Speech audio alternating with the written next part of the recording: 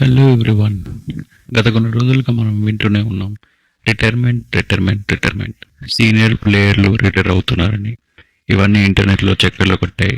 అందులో ముఖ్యంగా రోహిత్ శర్మ మరియు విరాట్ కోహ్లీ పైన వేటు తప్పదు అనే న్యూస్ ఎక్కువగా విన్నాం. ఆ వార్తల్ని నిజం చేస్తూ రోహిత్ శర్మ ఈ బార్డర్ గవాస్కర్ ట్రోఫీలో ఎటువంటి ప్రదర్శన చూపలేదు. విరాట్ కోహ్లీ ఒక సెంచరీ మినహాయిస్తే పెద్ద ప్రదర్శన ఏమీ చూడలేదు. విరాట్ కోహ్లీ ఫామ్ కూడా అంతగా బాలేదు. ఈ సిరీస్లో 9 ఇన్నింగ్స్లో ఆడిన విరాట్ కోహ్లీ 7 సార్లు అవుట్ సైడ్ స్టంప్ బాల్కి అవుట్ అయ్యాడు. దీంతో వీళ్ళిద్దరిపైన వేటు తప్పదు, రిటైర్ అవుతారనే వార్తలు ఎక్కువగా బయటకు వచ్చాయి. వీటన్నిటిని నిజం చేస్తూ లాస్ట్ టెస్ట్ అయిన సిడ్నీ టెస్ట్లో రోహిత్ శర్మ ప్లేయింగ్ లెవెన్లో లేడు. దీంతో అందరూ రోహిత్ శర్మ ఇంకా రిటైర్మెంట్ అయిపోయినట్టే అనుకున్నారు. దీంతో పాటు విరాట్ కోహ్లీ కూడా రిటైర్మెంట్ తీసుకుంటున్నారనే ఊహాగానాలు బాగా వచ్చాయి. వీళ్ళిద్దరికి ఈ సిరీసే ఇంకా లాస్ట్.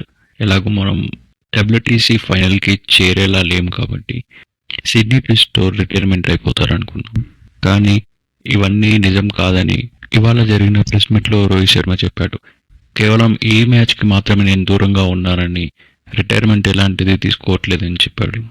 ఈ సిరీస్ కాకపోయినా ముందు రోజుల్లో రిటైర్మెంట్ అయితే తప్పదు అని అర్థమవుతుంది. ఇది ఇలా పక్కన పెడితే సిడ్నీ రెండో రోజు టీమిండియా బౌలింగ్ అదరగొట్టింది. ఆస్ట్రేలియాని 181కి ఆల్అౌట్ చేసింది. దీంతో 4 పరుగుల లీడ్ దొరికింది.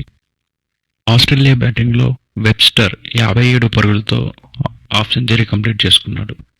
మిగతా ప్లేయర్లు స్టీవ్ స్మిత్ 33, అలెక్స్ కెరీ 21తో రాణించారు.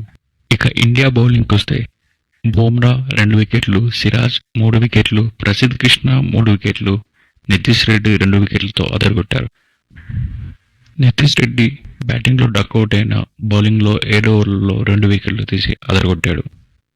ఇక పూర్తి వివరాలు రెండో రోజు ఆట ముగిశాక చూద్దాం. మా వీడియో నచ్చినట్టయితే లైక్, షేర్, సబ్స్క్రైబ్ చేయండి.